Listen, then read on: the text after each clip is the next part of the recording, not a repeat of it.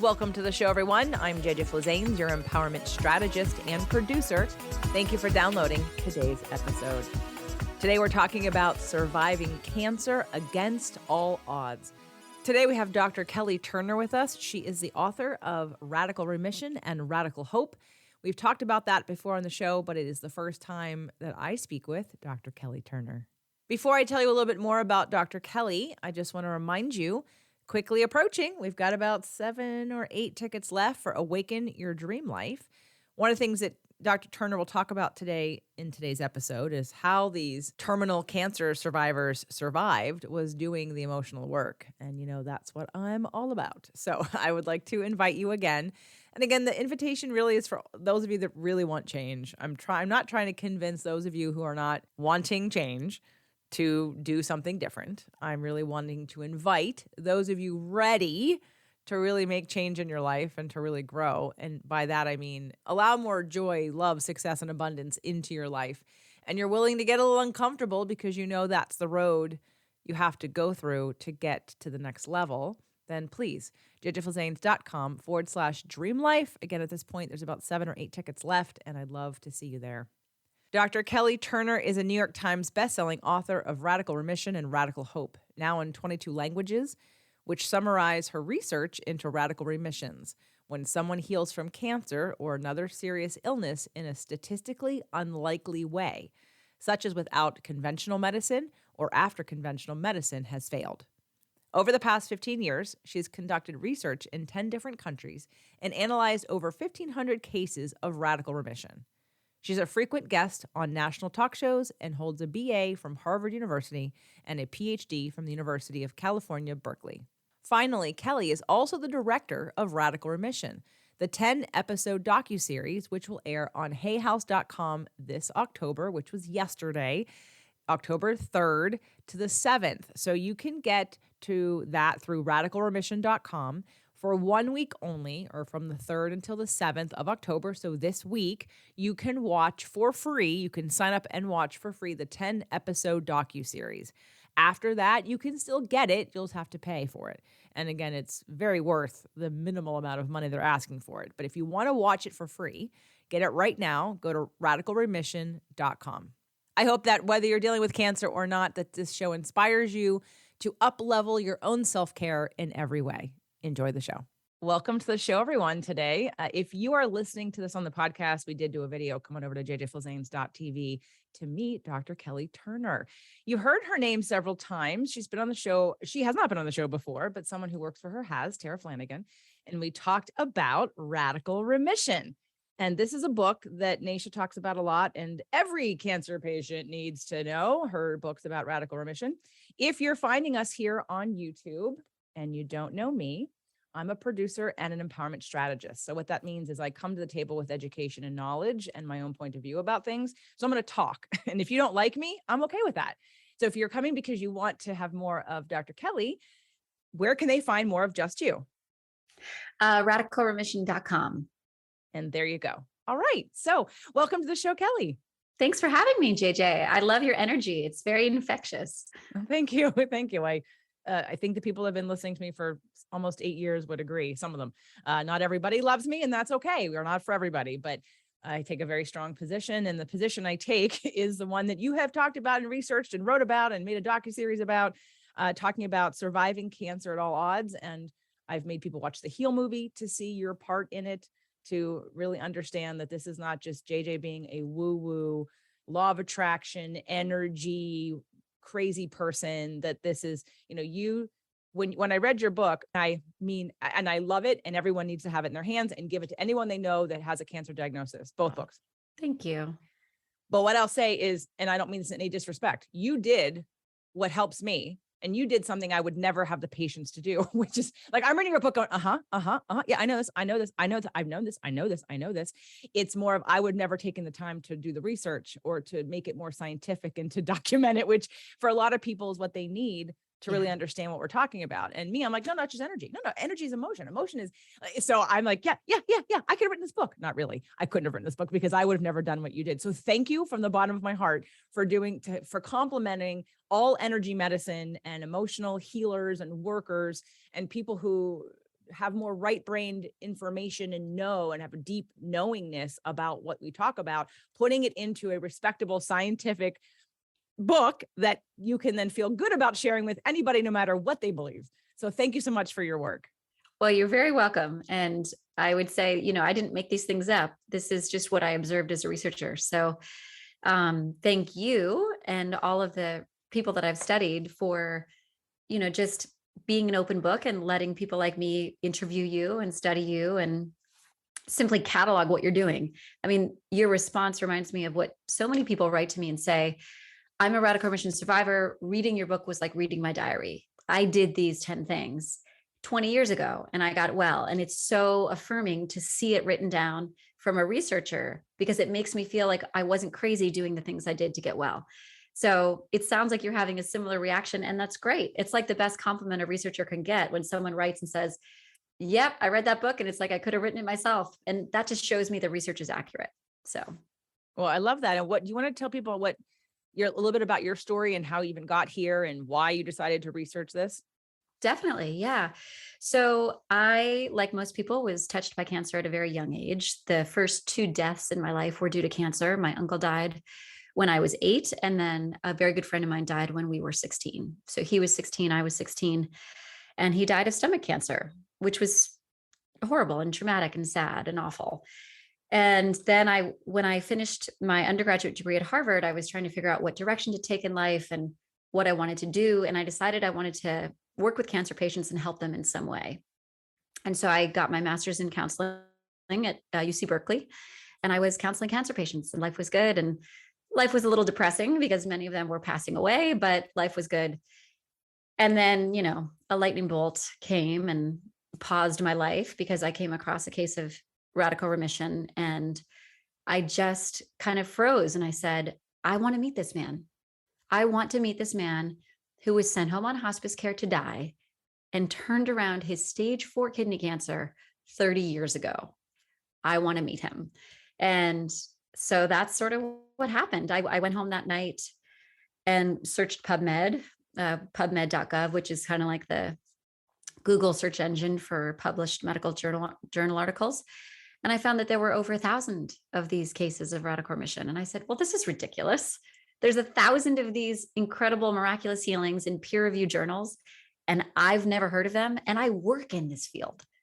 And the only time I'd ever heard of them is a doctor here and there being like, oh yeah, that's my miracle case. That was a fluke, And what I realized with these 1,000 cases is that all of the doctors in their own little corners of the world were dismissing their 1, 2, or 3 cases as flukes, because nothing in their medical training could explain why these people could possibly get well. And I, as someone who is fascinated by how things work, I said, well, are we really just going to leave it at that? Are we really just going to say, glad you got better, don't really care how you did it? Like, no, that's not how I operate. So I went back to my professors and I said, I want to study these people that no one else is studying. And I want to ask them what they did to heal, because their doctors didn't do anything after they sent them home on hospice care. So clearly, I'm like, maybe they did nothing. Maybe it was just random, spontaneous, their bodies changed overnight. But I had a hunch that maybe they actually had done something. So that's where the drive for the research began. And here we are 15 years later and 1,500 cases later and 10 countries later. And radical remissions happen. They happen across all cancer types in all countries, and they're not as rare as we think. One of the, I didn't hear about your book until Dr. Nasha told me about it.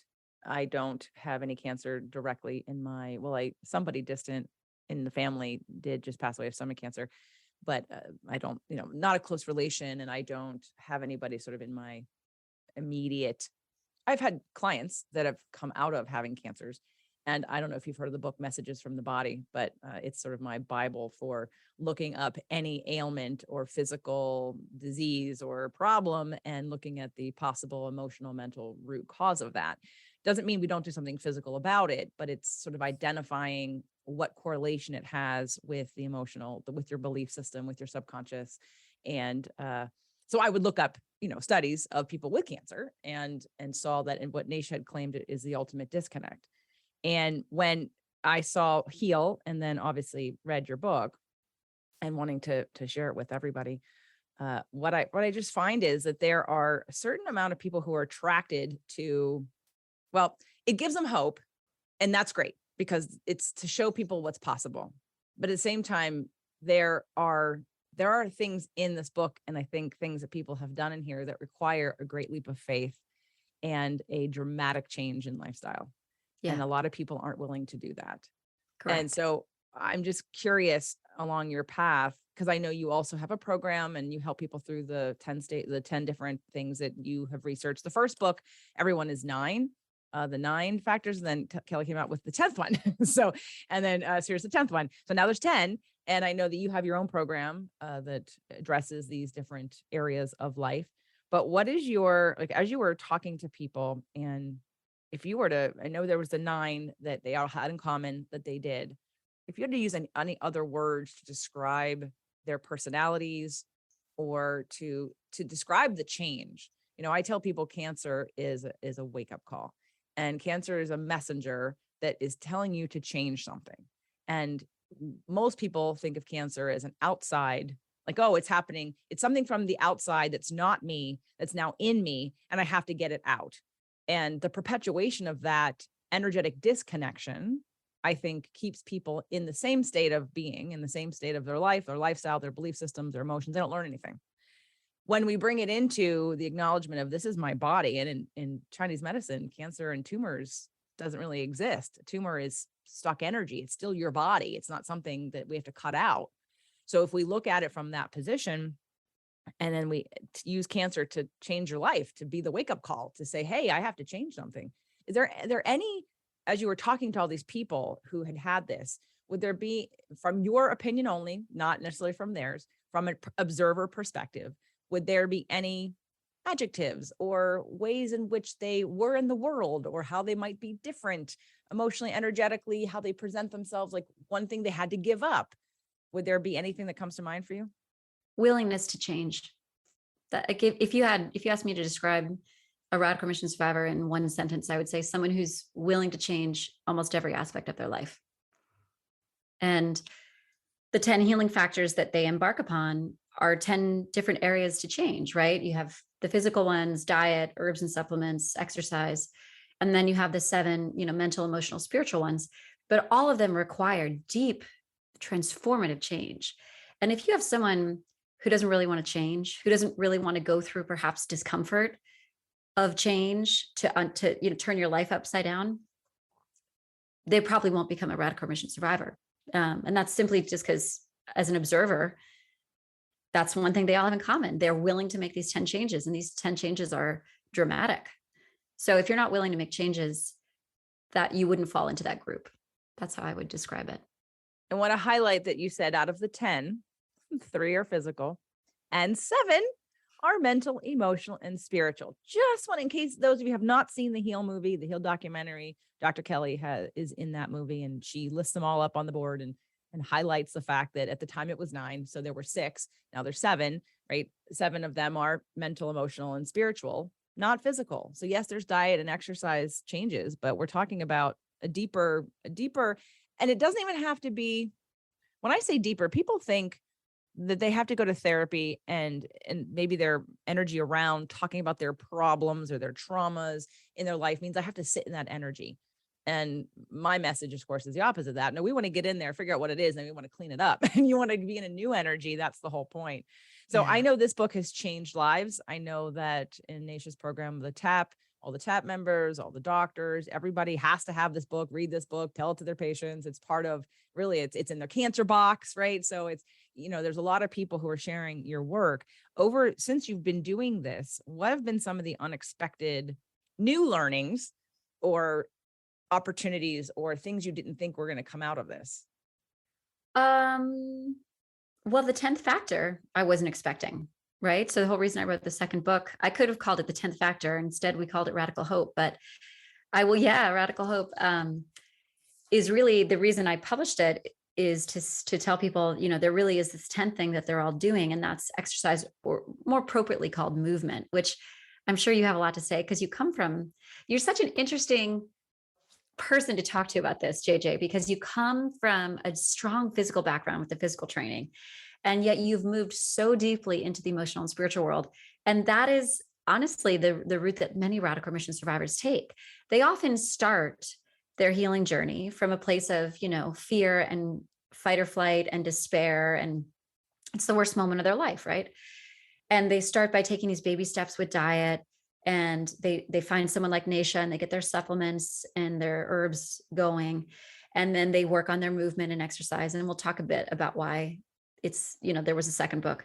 But after those three physical things are moving, that's often when they turn and say, what else?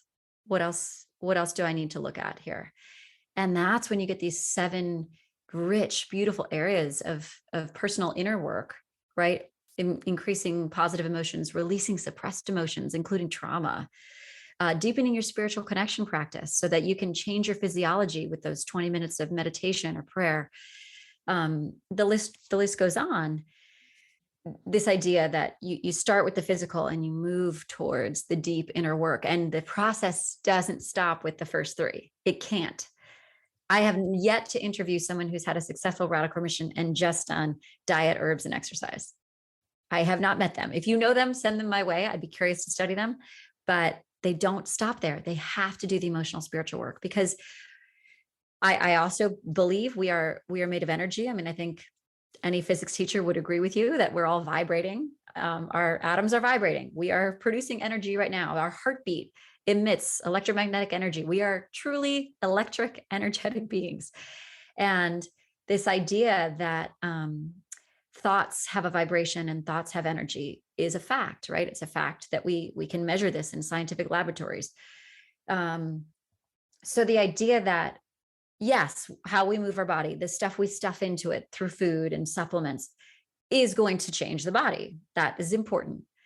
But we're energy, right? So what we're doing energetically is just as important, if not more important, because energy is moving much faster than the density of, a carrot.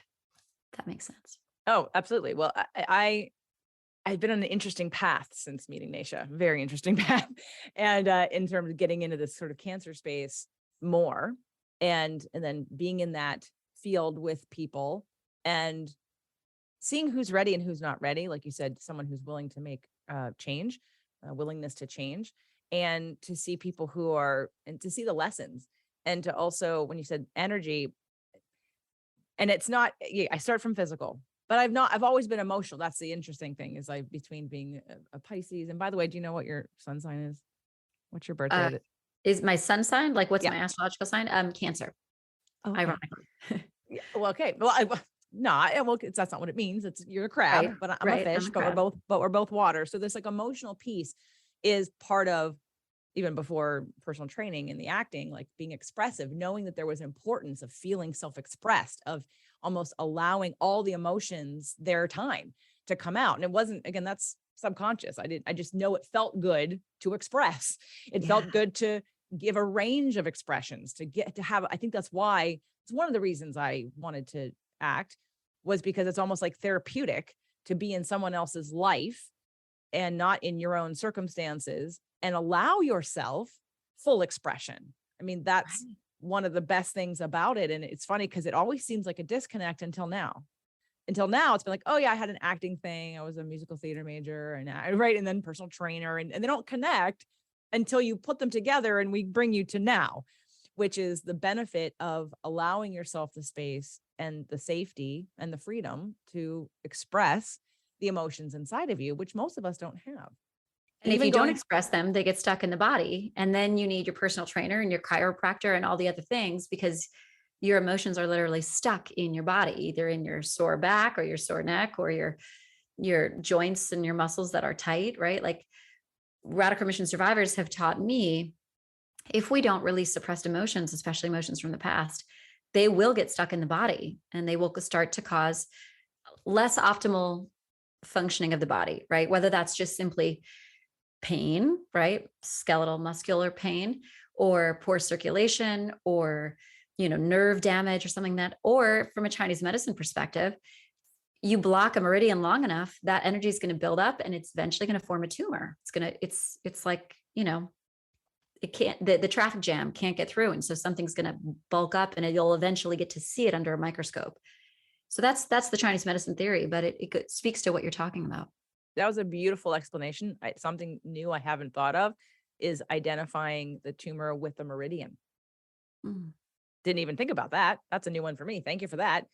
So when it comes to looking at all these physical things too, what I've seen is, especially when they're on protocols like NATIA's or anybody, or whatever protocol they're on, that if we don't change, to me, that's where, I've been teaching law of attraction and it's quantum physics. And again, to me, I see it. It's not a theory. It's a thing. It's a real thing, but because people can't see it, they don't understand the mechanics of how it works. And it's like, you have this container, which is, let's say, your energy field. And if your energy field is full of negative emotion and anger, and it's resistant and it's hard and it's tight and it's contracted, and you're trying to do all these physical things, it's like you're fighting yourself up a hill trying to get this done. And it's almost like I take the stance. It's a dramatic stance, but I'm taking it.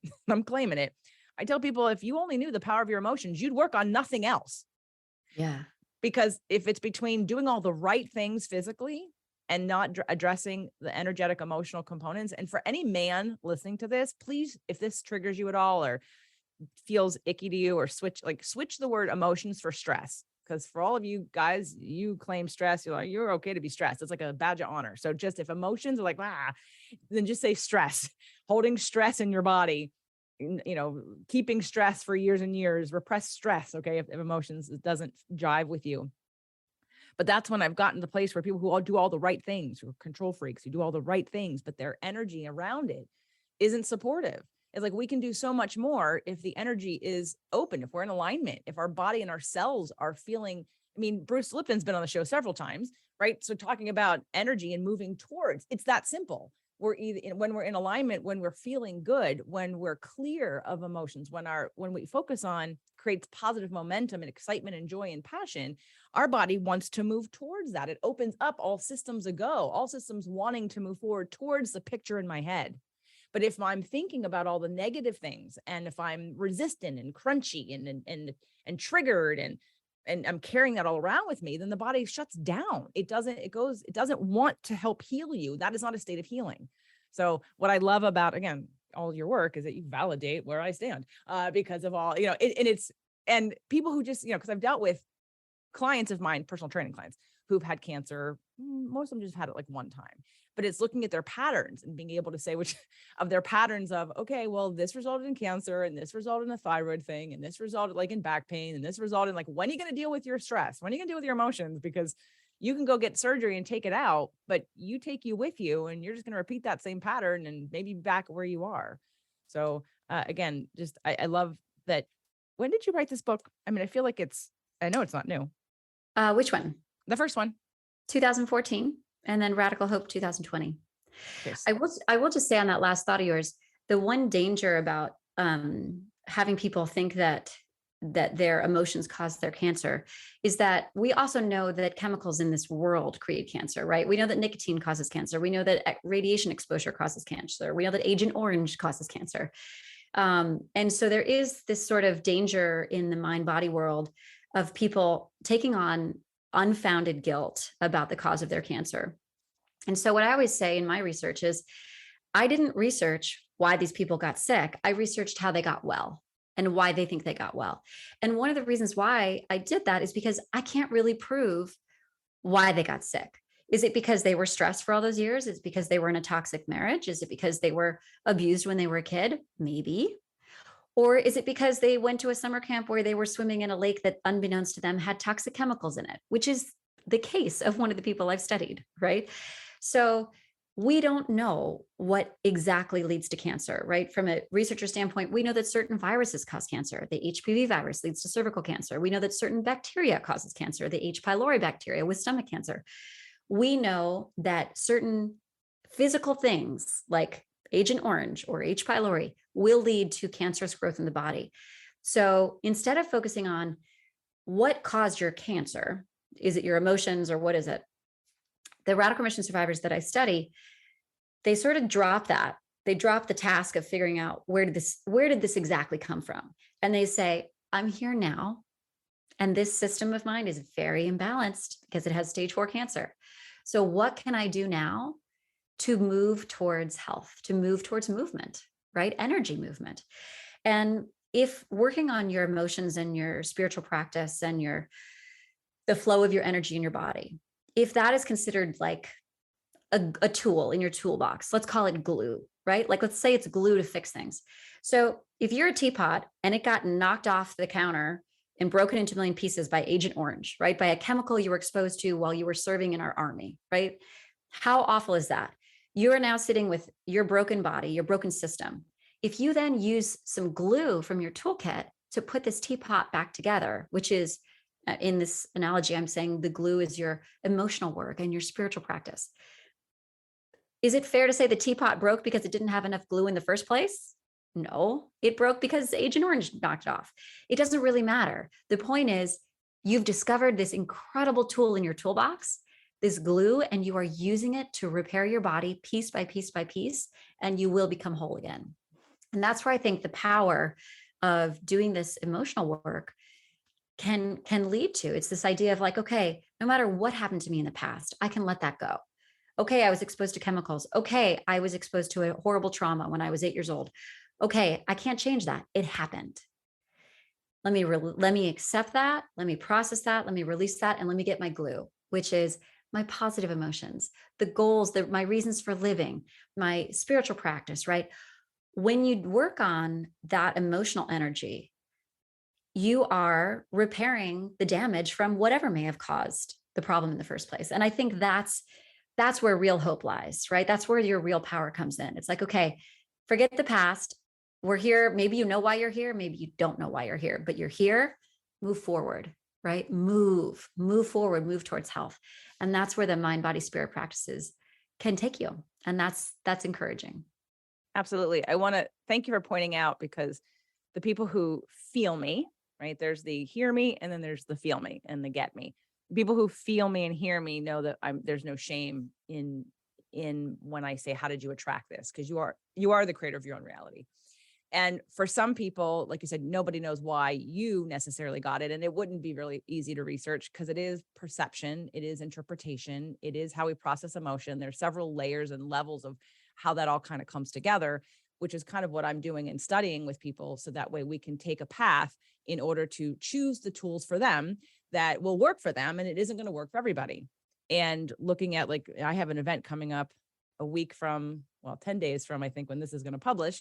And one of the things we're doing is working on, based on Dr. Joe Bolte-Taylor's work of whole brain living, working on creating new neural pathways in the parts of the brain that you don't have access to, which for most of us, it's the right brain. It's character 3 and 4. And doing physical things, doing experiential things that create and strengthen those neural pathways. So that's where, I have a huge toolbox, and I'm not on a search to like keep filling it. It just, when I stumble upon something that helps to fill it or helps to address one thing. So thank you for pointing that out for anyone that's new to me and maybe felt a little bit of shame or guilt. That's not how I look at life at all. When I first heard Esther Hicks channeling Abraham say, you are the creator of your own reality, that changed my whole life. When I thought, I'm the creator of my own reality, well, then if I don't like something, I can change it. That's cool, right? Like, that's really cool. And for me, as an audio processor, as well as I'm a curious asking why, the work we do is we do go back, but we go back temporarily to just I do a diagnostic of what are your core wounds that led you to today. Because regardless whether it's cancer, back pain, failed marriage, unhappy in life, you have a core wound that's literally, you're trying to get your needs met, but you're not aware of it because you don't know what it is. It's the same thing as diagnosing which physical ailment caused your cancer or created the environment where cancer was born. So it's a little more complex and comprehensive. It's almost like mirroring Naisha's 10-step terrain, but in the emotional piece. So yes, from a physical perspective, dealing with so many people for years with personal training and pain and injury, I always tell people to do the physical things first. Go to acupuncture, go to your chiropractor, do a detox, change your diet, get rid of inflammation. But if those things don't switch, if you've tried every physical thing and your issue is still here, it is not a physical issue. And that's where that's where, to me, but people will do everything they can to avoid the spiritual, emotional, and mental. The physical thing, they'll change their diet. They'll go get surgery. They'll take a pill because it's easier. And that's not everybody. So I know. So thank you for bringing that up, because I know, since you don't know me, and maybe don't, we don't have that history of knowing that I'm so pro everybody's empowerment, which means that never take the victim role. It will never help you. If you can so your radical remission, radically accept that you're the creator of your own reality, because it gives you the power to make change. It gives you the power to know that whatever was created can be changed. And that's versus just some random negligent thing that happened. And so that's, I love the word radical for that reason: radical forgiveness, radical remission, radical responsibility, radical self-responsibility. So I know you're working on something right now. You're about ready to release something. Do you want to talk a little bit about the project and how it came to be and what it is? Yeah, absolutely. I'm super excited about it. It is a new way to share the radical remission research and the radical remission stories, which is through film, which I'm a visual learner. So I have always wanted to put a camera on these incredible survivors and let the whole world see with their own eyes who these people are and hear from their own lips how they healed. So the Radical Remission docuseries comes out October 3rd at hayhouse.com. That's the publisher of my second book. And they're also the generous executive producers of this docuseries. I'm very grateful to Hay House. So on October 3rd, you'll see 10 episodes, each about an hour long, covering the 10 healing factors. So each episode covers one of these 10 healing factors from my research. And it features it goes in depth with two radical remission survivors sharing their healing stories from start to finish. And to me, I can't wait for the world to meet these 21 people. There's actually 21, because one of the episodes we feature 3 people, but these 21 souls are so beautiful in sharing the journey that they had. And I just can't wait for everybody to meet them. Like you talk about empowerment. That's actually our very first episode, which is actually available right now. If you go to hayhouse.com, they're showing it early before the release date. But in that episode, we highlight 2 survivors. One of them is the man who started it all for me, Shin Terayama, because I read his case back when I was in grad school, and I was like, I want to meet this man. So I met this man for the docuseries. He happened to be traveling. I mean, I met him during my initial year of research when I traveled to Japan. But when we were doing the docuseries, he happened to be coming to the US. And I said, perfect, I will fly to Kansas City and meet you. He was here for a conference. And so now all of you get to meet him too. He's a stage 4 kidney cancer survivor who, talk about empowerment, right? He previously had been a very submissive Japanese businessman. He did everything his doctors told him. He did the surgery. He had a kidney removed. He did months and months of chemotherapy, and then all the radiation that was like legally allowable for a human being to receive. And it didn't work. And he was sent home on hospice care to die. And they said, you have 3 months to live. And he actually accepted that. And, in a very passive way, he said, okay, I believe you. All right, this is it. My time has come. But from that place of acceptance, he then moved to a place of gratitude where he was just grateful for every day that he woke up. He woke up, he's like, oh, I'm still alive. I get another day with my wife and kids. This is what a gift, right? So every day became this big, expansive moment of gratitude for him. And then he started just kind of in the dark, figuring out what felt better and what felt worse. And so he noticed that unless he was drinking bottled mineral water from glass bottles, the water from the tap tasted terrible to him. And so he said to his wife, can you please go out and get me the mineral water? And he was in a wheelchair at this time, by the way. He had to wheel himself around their Tokyo apartment. So he started with the mineral water. And then he's like, I don't feel like eating. I'm just going to stop eating for a while. So he went on just like an intuitive fast for a week or 2. He went up to watch the sunrise every morning because he was so grateful to be here for another day. He wanted to see the sun come up one more day. He started playing the cello again, which is something he had done as a teenager and through college, but he had given that up during his business years. So he just sort of empowered himself towards joy and towards gratitude, and use that intuitive knowledge to say, I just want to eat really simple, like gently steamed vegetables. I don't want to, nothing too complicated, And little by little, he started feeling better and better. And 3 months went by, and then 4 months and 5 months and 6 months. And soon he was meditating on the roof every morning with the sunrise. He like discovered his chakras accidentally. And he went back to playing the cello. He plays the cello every day. Just an incredible story of someone who had gone from being a very submissive patient and done everything the doctors told him, which unfortunately for him didn't work. And then sort of like a newborn baby, like being reborn, just found his way towards what felt better. And that permission to let himself be his own doctor for a while and empower himself led to full remission. 3 years later, he walked into his doctor's office and his scans were completely clear. They had no evidence of disease. So And hold on. I just want to catch up what you just said. He walked into the office. So he was out of the wheelchair. Oh yeah, he was out of the wheelchair in like a month. But 3 years later, when he actually went for a checkup, first of all, his doctors were like, what are you doing here? Like, how are you alive? And then they gave him the CAT scan and said, there's no evidence of cancer anywhere in your body. This was 35 years ago. So, he's now an 85-year-old grandfather and just celebrated his 50th wedding anniversary. So it's a beautiful story. And you can go meet him and see him in the docuseries right now. And I'm excited. I'm excited for people to visually and emotionally like be drawn into these true stories of people who've transformed so many areas of their life. Is everybody who's in the film, in the docuseries, people that are in your books? So some are from book 1 and some are from book 2 and some are from neither book. Some are people who came in through the website. So at radicalremission.com, you can share your healing story in 10 minutes or less. And that's very important to me because before that, there was no way for radical remission survivors to get their story out there. They had to try to convince their oncologist who had given up on them to spend like 40 hours writing up a scientific paper to send to a journal that might not even publish it. So some of the cases, like there's a gentleman Yokanon in episode 3, releasing suppressed emotions, which you would like. Beautiful soul of a man. He was diagnosed with multiple myeloma in his early 40s, which is a very fatal blood cancer, usually kills you within a year. He was given 3 months to live. And the chemo, which was supposed to be palliative and just sort of maybe give him a few extra months, his body was unable to tolerate. So he was sent home on hospice care. Instead, his friends and family did a GoFundMe and raised a couple, thousands of dollars to send him to Mexico to an integrative clinic where he did the physical things. He did the herbs and supplements that were right for him. He did the diet change, all that jazz. But he also did emotional work, this is the part I know you'll like. He took those 4 weeks in Mexico and said, I got a lot of time on my hands here. Let me deal with the trauma of my childhood. This is a Black gentleman who was raised in a low-income neighborhood of Los Angeles.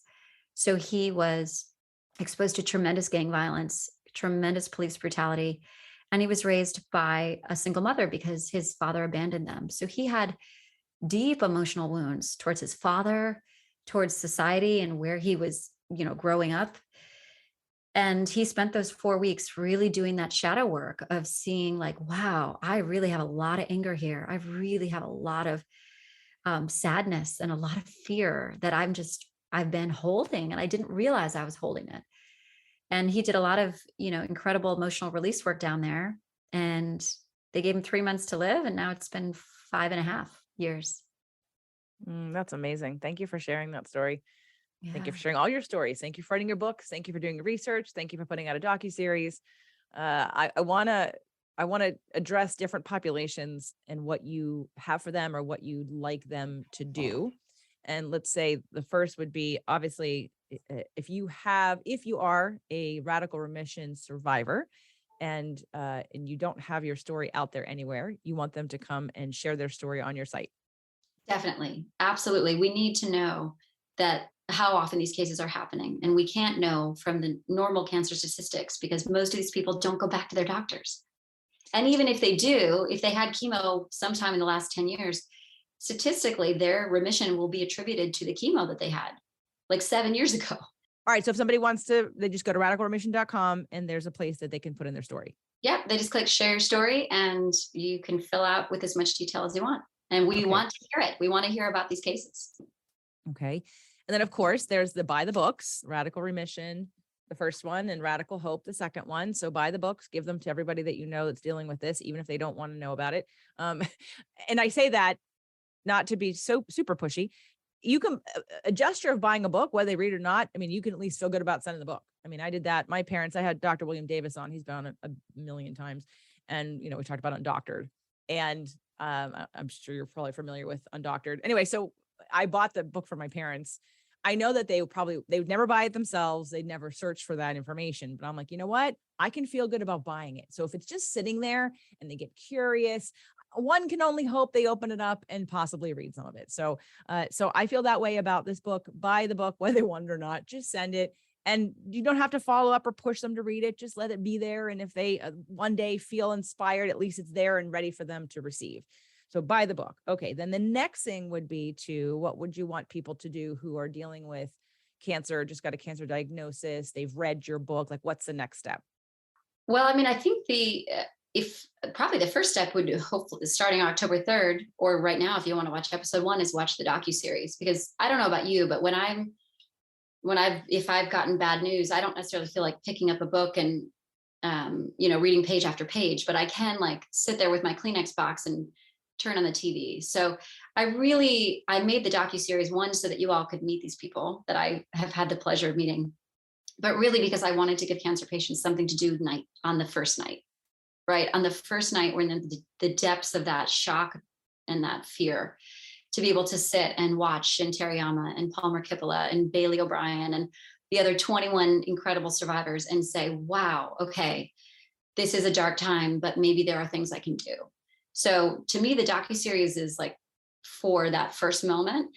And then of course the books. And then if you want to go deeper, we have, in-person workshops and virtual workshops led by the teachers that I've certified. So if you want to bring these 10 factors into your life, not as a promise that we're going to cure your cancer, because we cannot promise that.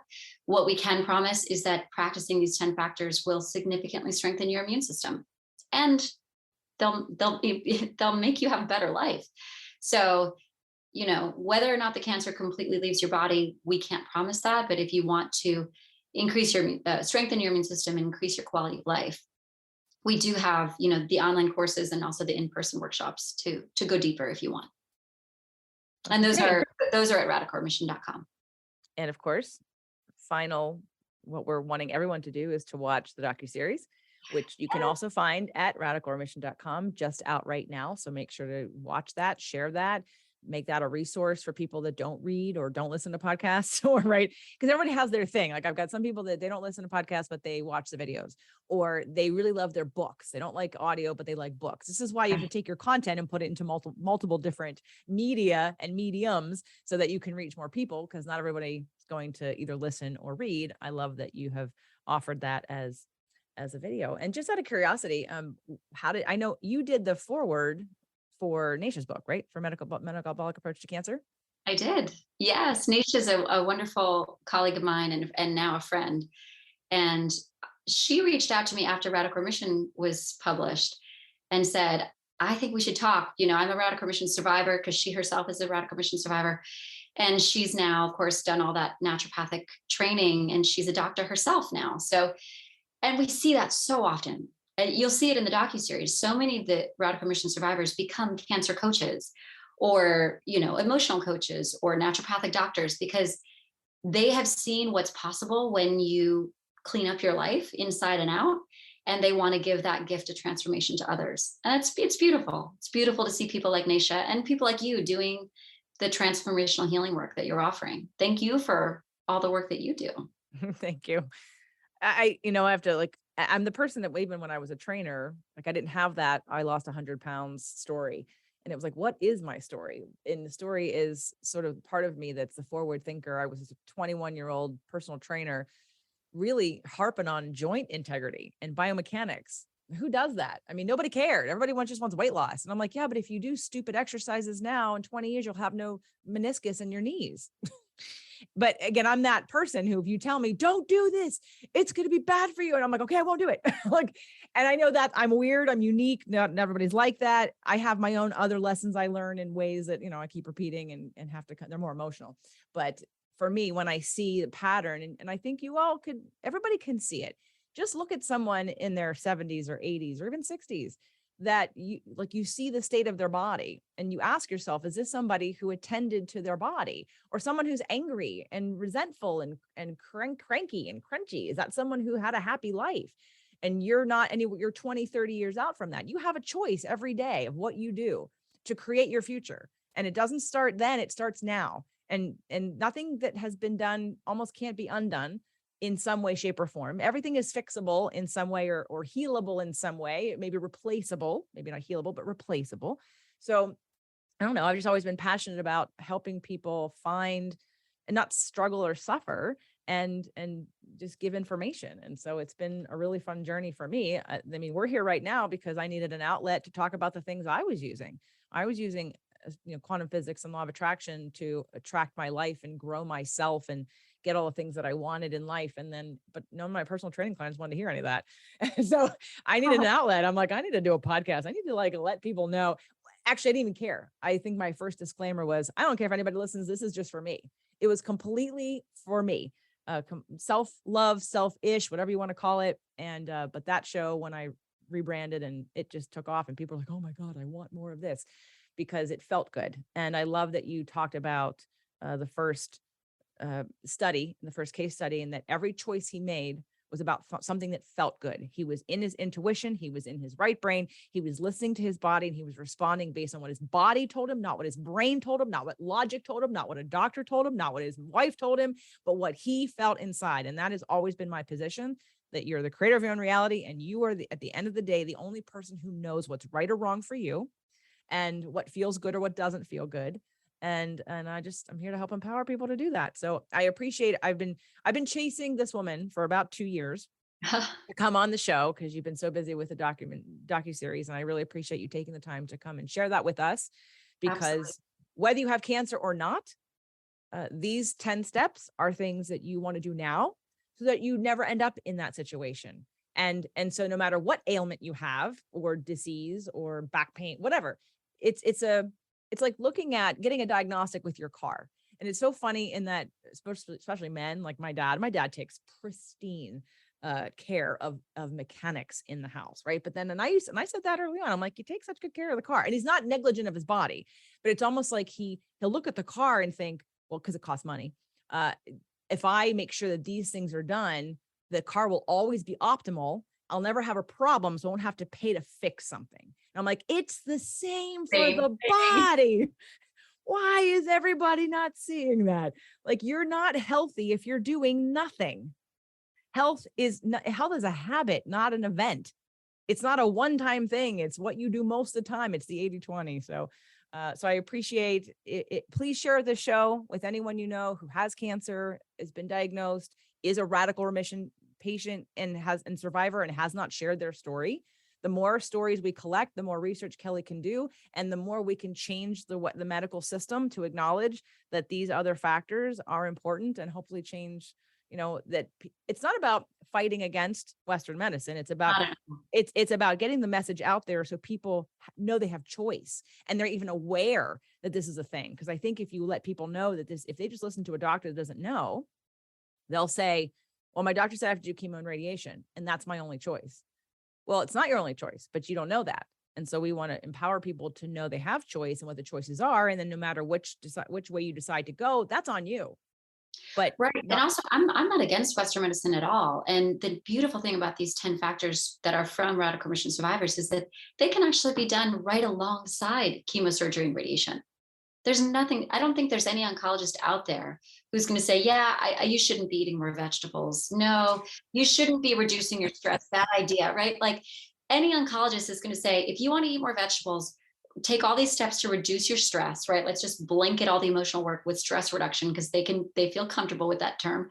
So stress reduction, eating more vegetables, exercise and movement, right? They're all going to be excited about that. And in fact, studies have shown that if you do those 3 things with chemotherapy, you're going to reduce your amount of side effects and increase the efficacy of the chemotherapy. So it's super smart to bring these things into whatever healing journey you're on. And the only one that oncologists take issue with, and Naisha will attest to this, is herbs and supplements. Rightfully so, right? Herbs and supplements are plant medicine. They can be very potent, and they can cross-react. So that is the one factor of the 10 that really must be done under the guidance of a health professional. But if you have someone like Dr. Nisha or whoever your herbalist or, integrative practitioner is, and then they can call your oncologist and say, great, we have her on these herbs. They're really helping. How about we stop them 2 days before chemo and resume them 3 days after? Most oncologists say, okay, that will prevent us from overtaxing the liver. And that's what you want to avoid, right? You don't want a cancer patient in the emergency room a day after chemo because they have liver toxicity.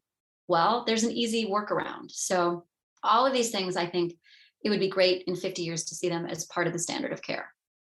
Definitely. Well, or whether they're part of the standard of care or the majority of people know that they exist, right? I think it's more of just the acceptance and the awareness and the education that we provide people to know they have a choice and that it isn't just one. And whether their doctor says it or not, they still can decide for themselves. I have a client I'm working with right now. I won't mention her name. She knows who she is. She's had breast cancer 3 times, and she may have a 4th. And it's a specific type, and and she knows and she's herself as a nurse, so she knows what that feels like. And when she was here for one of our groups, she said, well, she told the doctor, well, I'm just going to take it out. I'm just going to get it cut out. And of course she's in my tribe. So of course, when she said that and I didn't say anything back, she looked at me and said, what? I know you're thinking something. I know you got an opinion. And I said, well, let's just review. If this is cancer for the 4th time, what possibly do we need to change?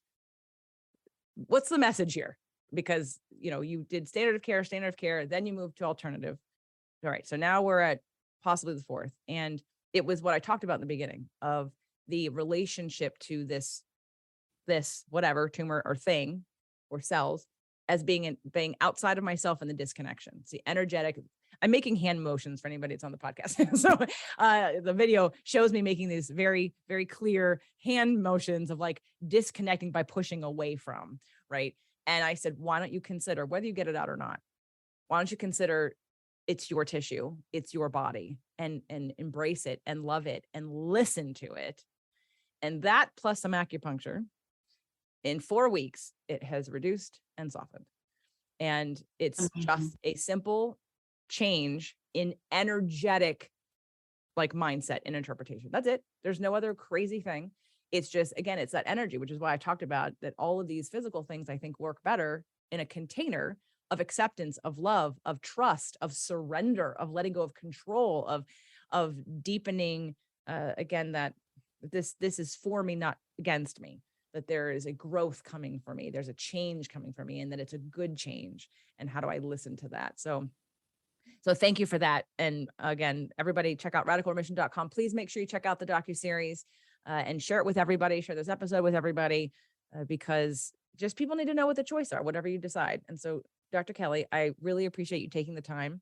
I appreciate Tara coming on and sharing her journey and how she works with you and your team. And I hope that if nothing else, everybody picks up a copy of Radical Remission, because it will inspire you no matter where you are in your health journey. Thank you so much for having me, JJ. It was a great conversation.